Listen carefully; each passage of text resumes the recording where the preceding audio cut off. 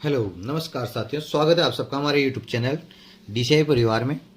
आज अपन एक अनोखे टॉपिक के बारे में बात करेंगे जो हर बच्चे को आना चाहिए, हर क्लास के बच्चे को आना चाहिए। तो देखो, ये क्लास 10 से क्लास 6 टू 10 तक के बच्चों के लिए उपयोगी होगा। और अपन आज बात करने वाले महत्वपूर्ण आकृतियों की और उनके क्षेत्रफल की और उनके आयतन की। तो देखो, आकृतियाँ क्या होती है और आकृतियाँ कितने प्रकार की होती है उसके बारे में बात करते हैं। सबसे पहले बात करते हैं अपन आकृतियों की। आकृति देखो, आकृतियाँ दो प्रकार की होती है मुख्य रूप से। कितने प्रकार की होती है? दो प्रकार की होती है। एक तो होती है द्विविमीय आकृतियाँ और एक होती है त्रिविमीय आकृतियाँ। त्रिविमीय आकृतियाँ देखो, द्वि का मतलब दो है और विमेय का मतलब होता है दिशा होता है वैसे तो, लेकिन यहाँ पर अपन विमेय का मतलब होंगे लेंगे लंबाई और चौड़ाई से, भुजाओं से। तो देखो, ऐसी आकृतियाँ जिनमें दो विमाएँ होती हैं, लंबाई और चौड़ाई, उन्हें अपन क्या कहते हैं? द्विविमीय आकृतियाँ कहते हैं। और बात करें अपन त्रिविमीय आकृतियों की, तो त्रि का मतलब होता है तीन और विमीय का मतलब मैंने बता ही दिया, दिशाएं होता है वैसे तो, लेकिन यहाँ अपन लेंगे भुजाओं से, लंबाई, चौड़ाई और ऊंचाई। किस किस की बात करेंगे अपन? लंबाई, चौड़ाई और ऊंचाई की बात करेंगे। तो ऐसी आकृतियां जिनमें लंबाई, चौड़ाई और ऊंचाई हो, उन्हें अपन क्या कहेंगे? त्रिविमीय आकृतियां कहेंगे। अब देखो, द्विविमीय आकृतियों के कौन कौन से उदाहरण हैं उनके बारे में बात करते हैं। द्विविमीय आकृति में सबसे पहले बात करते हैं अपन त्रिभुज की, फिर बात करेंगे अपन आयत की, फिर तीसरे नंबर में बात करेंगे अपन वर्ग की, फिर चौथे नंबर में बात करेंगे अपन चतुर्भुज की। चतुर्भुज की और चतुर्भुज में भी इनके प्रकारों की भी बात करेंगे। जैसे इसके चतुर्भुज में प्रकार हैं, जैसे पहला है समांतर चतुर्भुज, चतुर्भुज, जैसे समलंब चतुर्भुज, चतुर्भुज। और ये आयत और वर्ग भी चतुर्भुज के ही प्रकार हैं। आयत और वर्ग ये दोनों भी किसके प्रकार हैं? चतुर्भुज के ही प्रकार है। तो इन सबके क्षेत्रफलों के बारे में और इन सबकी परिभाषाओं के बारे में और इन सबकी प्रॉपर्टी, जिनके जो गुण हैं उनके बारे में अपन क्या करेंगे? बात करने वाले हैं अभी। फिर आगे त्रिविमीय आकृतियाँ। तो त्रिविमीय आकृतियाँ कौन कौन सी होती है? देखिए आप, सबसे पहले जो तीन विमाओं से बनी होती है उन्हें क्या कहते हैं? तीन विमाएँ होती है उन्हें क्या कहते हैं? पर त्रिविमीय आकृतियाँ कहते हैं। जैसे पहली आकृति है घनाभ।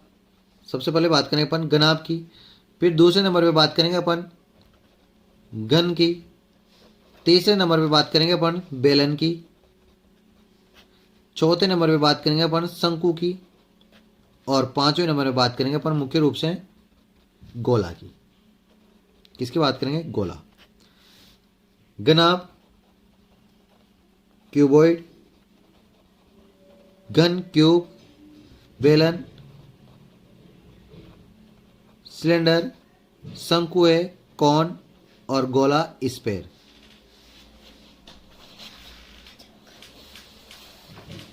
स्फेयर इनके अपन बात करने वाले हैं। तो सबसे पहले अपन बात करेंगे किसकी? त्रिभुज की, फिर त्रिभुज के बाद आयत की, आयत के बाद वर्ग की, वर्ग के बाद चतुर्भुज की। तो सबसे पहले अपन बात करते हैं त्रिभुज की। आइए देखते हैं। देखो, बात करें अपन त्रिभुज। त्रिभुज किसे कहते हैं? सबसे पहले तो तीन भुजाओं से बनी बंध आकृति को क्या कहते हैं? त्रिभुज कहते हैं। तीन भुजाओं से बनी बंध आकृति को त्रिभुज कहते हैं। क्या कहते हैं? त्रिभुज कहते हैं। देखो, त्रिभुज को दो भागों में बांट सकते हैं अपन। त्रिभुज को कितने भागों में बांट सकते हैं? दो भागों में। सर कौन कौन से भाग हैं? देखो, दो भागों में इस प्रकार से बांट सकते हैं। एक तो भुजाओं के आधार पर, भुजाओं के आधार पर, और एक कोणों के आधार पर। आ रहा होगा समझ में? कोणों के आधार पर। देखो भुजाओं के आधार पर और कोणों के आधार पर ये दोनों ही दो दो प्रकार के होते हैं, तीन तीन प्रकार के होते हैं, सॉरी। भुजाओं के आधार पर बात करें अपन तो सबसे पहले बात करें समबाहु त्रिभुज, फिर विषमबाहु त्रिभुज, और फिर समद्विबाहु त्रिभुज। समद्विबाहु त्रिभुज ये तीन भागों में बांट दिया अपन ने इसको। फिर इसके बाद में अपन कोणों के आधार पर बात करें तो कोणों के आधार पर भी त्रिभुजों को तीन भागों में बांट सकते हैं। न्यून कोण त्रिभुज, समकोण त्रिभुज और अधिक कोण त्रिभुज। अधिक कोण त्रिभुज। अब अपन एक एक कोण के बारे में बात करेंगे और इनके क्षेत्रफल के बारे में बात करेंगे। तो सबसे पहले त्रिभुज के क्षेत्रफल के बारे में बात कर लेते हैं। नॉर्मली त्रिभुज का क्षेत्रफल का सूत्र होता है 1/2 आधार इंटू ऊंचाई। नॉर्मली ये सूत्र काम में दिया जाता है, लेकिन इसके अलग अलग सूत्र भी हैं, जैसे समबाहु त्रिभुज का, विषमबाहु त्रिभुज का, समद्विबाहु त्रिभुज का, इनका सबका अलग अलग सूत्र है। उनको मैं आगे बताता हूँ आपको एक एक करके। देखो सबसे पहले बात करेंगे अपन इसमें विषमबाहु त्रिभुज की। विषम है या विषमबाहु त्रिभुज की। तो विषमबाहु त्रिभुज किसे कहेंगे अपन? तो देखो ऐसा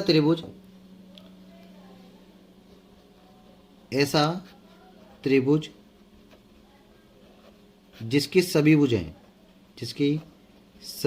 सभी कौन कौन सी? तीनों भुजाएं, जिसकी सभी भुजाएं अलग अलग हो तो उसे विषमबाहु त्रिभुज कहते हैं। विषमबाहु त्रिभुज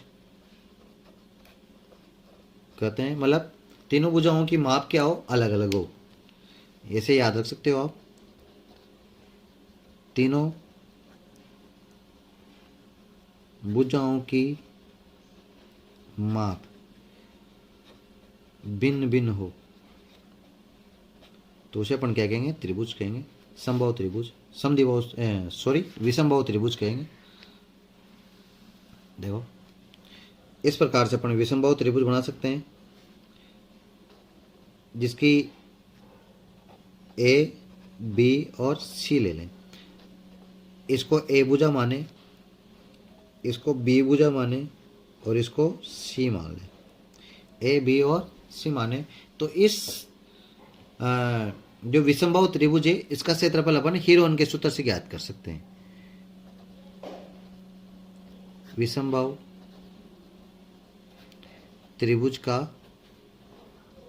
क्षेत्रफल हीरोन के सूत्र से ज्ञात कर सकते हैं। और हीरोन का सूत्र होता है √ S minus A, S minus B, S minus C, जहाँ यस की वैल्यू होती है A plus B plus C बटा 2। यस को अर्ध परिमाप कहते हैं। यहाँ क्या कहते हैं? अर्ध परिमाप। देखो पूरा परिमाप तो क्या हुआ? ए प्लस बी प्लस सी हुआ, ए प्लस बी प्लस सी, और अर्ध परिमाप क्या हो गया? ए प्लस बी प्लस सी बटा 2 हो गया। ये हो गया आपका विषमबाहु त्रिभुज का सूत्र। अब अपन बात करेंगे समबाहु त्रिभुज की। समबाहु त्रिभुज क्या होता है? तो देखो ऐसा त्रिभुज जिसकी तीनों भुजाएं समान हो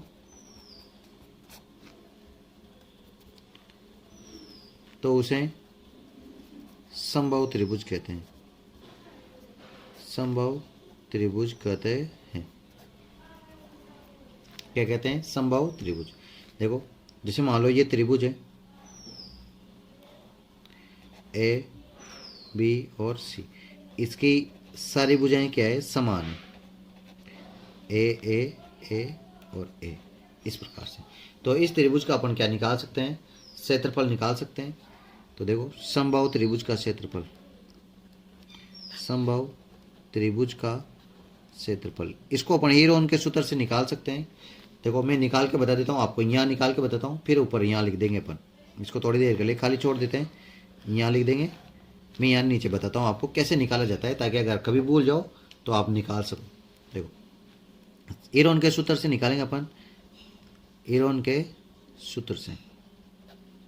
तो देखो हीरोन के सूत्र में सबसे पहले यस निकालना होता है, a plus B plus C बटा 2। इसका मतलब तीनों भुजाएं a हैं, तो a प्लस a बटा 2। तो यस बराबर आ जाएगा 3a बटा 2। अब हीरोन का सूत्र क्या होता है, under root S minus a, S minus B और यस माइनस सी। अब देखो यहाँ तो ए बी और सी तो सब समान है, ए है, तो यस का मान आ जाएगा 3a बटा 2 और यस की वैल्यू 3a बटा 2 माइनस a। अब देखो यहाँ भी माइनस ए, यहाँ भी माइनस ए करेंगे तो डायरेक्ट अपन क्या कर सकते हैं, यहाँ क्यूब कर सकते हैं। अब देखो थोड़ा सा सोल्व करते हैं इसको, 3a बटा 2, इसको सोल्व करेंगे तो लघुत्तम लेंगे तो यहाँ आएगा 3a माइनस 2a और बटे 2 की पावर 3। और इसको हल करते हैं, देखो इसका लघुत्तम लिया ना, 3a बटा 2 माइनस a का लघुत्तम लिया 2, 2 का भाग 2 में एक बार, a को 3a से गुणा करेंगे तो 3a आएगा, बटे में 1 लगा सकते हैं, a का भाग 2 में देंगे तो 2 बार, 2 को a से गुणा करें तो 2a। अब देखो यहाँ आ जाएगा आपके पास 3a बटे 2 और कोष्टक में आ जाएगा a बटे 2 का पावर 3, 2 की पावर 3।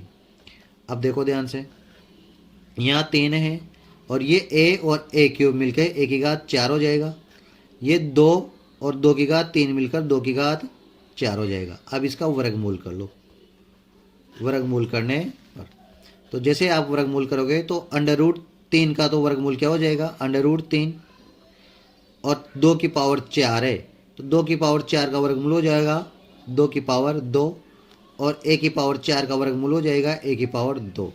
तो आपके पास फॉर्मूला आ जाएगा अंडर रूट 3 बटा 2 की पावर 2 कितना हो जाएगा 4 और इंटू ए स्क्वायर। इस प्रकार से आप इसका क्या निकाल सकते हो, फॉर्मूला निकाल सकते हो। तो इसका सूत्र हो गया रूट 3 बटा 4 ए स्क्वायर। तो अपन डायरेक्ट यहाँ लिख सकते हैं। अब आपको ये डायरेक्ट याद रखना है, अंडर रूट 3 बटे 4 इंटू भुजा स्क्वायर, भुजा का स्क्वायर। ये सूत्र आपको डायरेक्ट याद रखना है। मैंने आपको निकाल के भी बता दिया भाई ये किस प्रकार से आता है हीरोन के सूत्र से। अब अपन नेक्स्ट बात करने वाले हैं क्या नाम है, समद्विबाहु त्रिभुज की। तो देखिए समद्विबाहु त्रिभुज, समद्विबाहु त्रिभुज कैसे कहेंगे, जिसकी दो भुजाएं, जिसकी दो भुजाएं समान हो, दो भुजाएं समान हो, उसे अपन क्या कहेंगे, समद्विबाहु त्रिभुज कहेंगे। देखो मान लो आपके पास एक समद्विबाहु त्रिभुज है, ये ए बी और सी। इस भुजा को भी अपन ए मान लेते हैं और इस भुजा को भी अपन ए मान लेते हैं।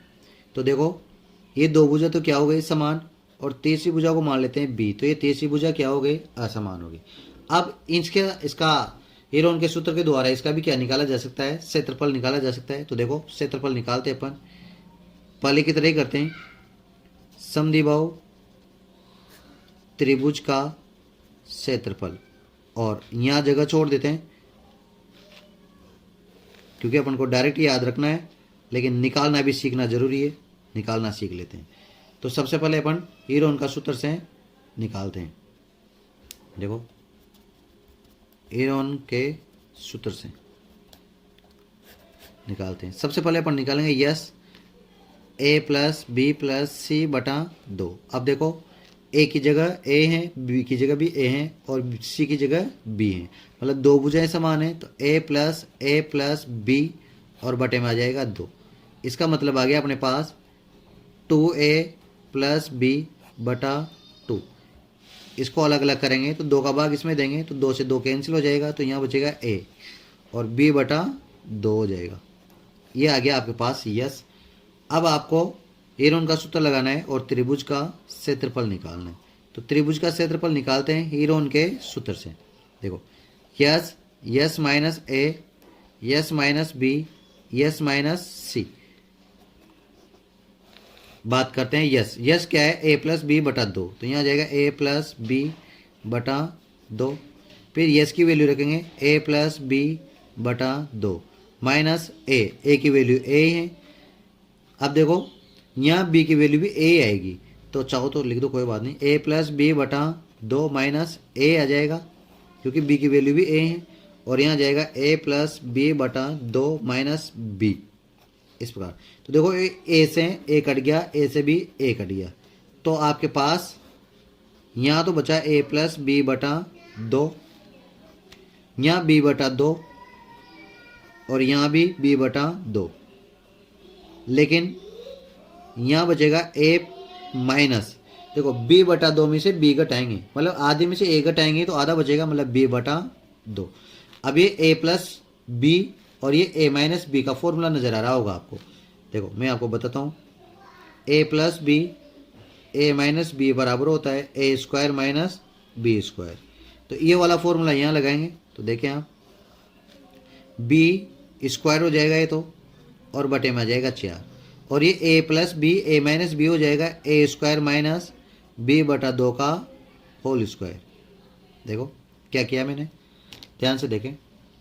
ये a प्लस बी था और ये a माइनस बी था, इसको ए स्क्वायर माइनस बी स्क्वायर के रूप में लिख दिया, तो a का तो ए स्क्वायर ही आएगा, बीच में माइनस और b बटा 2 का होल स्क्वायर। अब इसको आगे सोल्व करते हैं अपन। देखो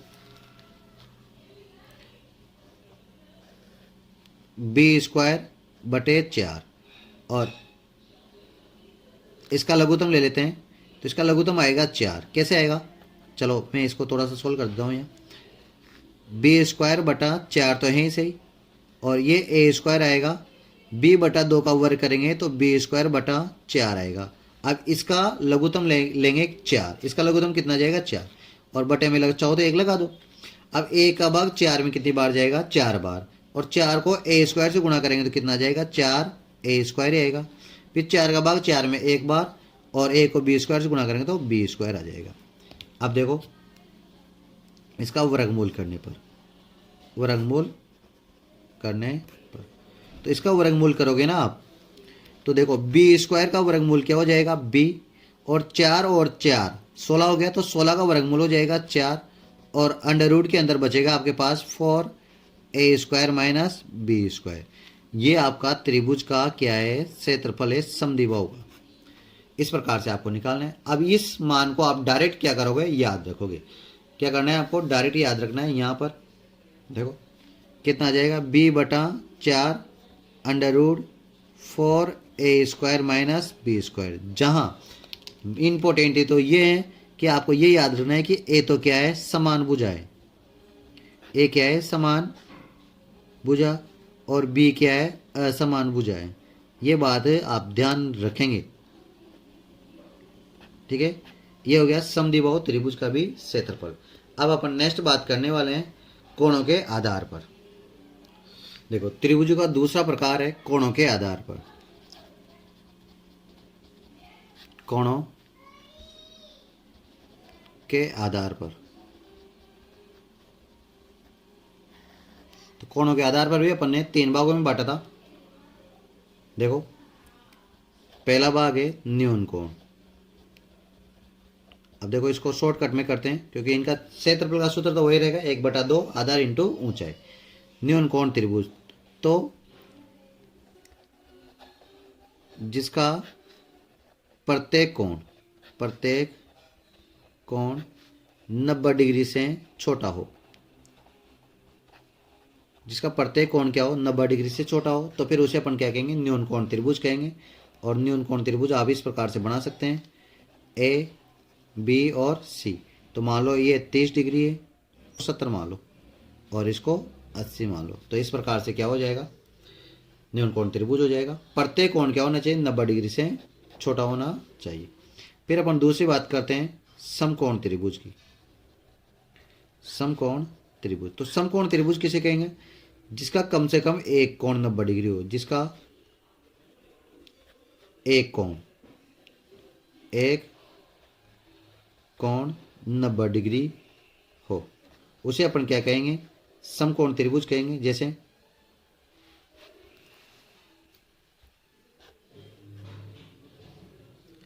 इसको ए मान लेते हैं, बी और सी, तो ये हो जाएगा समकोण 90 डिग्री। अब देखो इसमें ध्यान रखना है आपको, ये तो है आधार, ये है लंब और ये है कर्ण। तो देखो इसमें पाइथागोरस प्रमेय याद रखनी है आपको। एक फॉर्मूला है, कर्ण का स्क्वायर बराबर आधार का स्क्वायर प्लस लंब का स्क्वायर। ये फॉर्मूला आपको याद रखना है। फिर अपन बात करेंगे तीसरे, अधिकोण त्रिभुज। अधिकोण त्रिभुज की देखो, अधिकोण त्रिभुज क्या होता है? जिसका कम से कम एक कोण 90 डिग्री से बड़ा हो तथा 180 डिग्री से छोटा हो, तो उसे अपन क्या कहेंगे? अधिकोण त्रिभुज कहेंगे। और अधिकोण त्रिभुज को आप इस प्रकार से बना सकते हो, जैसे मान लो ये कोण 120 डिग्री है, इसको आप 30 डिग्री मान लो, तो ये हो जाएगा 50 डिग्री। ए, बी और सी, इस प्रकार से अधिकोण त्रिभुज है। अब एक और बात याद रखनी है आपको, इंपॉर्टेंट बात है, त्रिभुज के तीनों कोणों का योग 180 डिग्री होता है। दूसरी बात याद रखनी है, त्रिभुज की किन्हीं दो भुजाओं का योग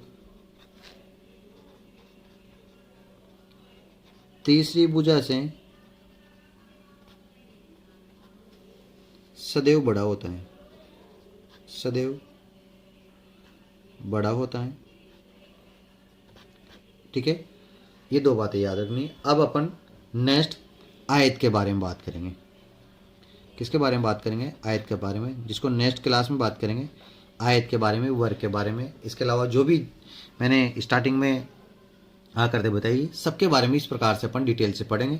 तो इसका सेकंड पार्ट में अपन बात करेंगे आयत और आगे के आकृति में। तब तक के लिए धन्यवाद। अगर वीडियो पसंद आए तो लाइक एंड शेयर जरूर करें और चैनल को सब्सक्राइब करें। तब तक के लिए धन्यवाद। Thank you.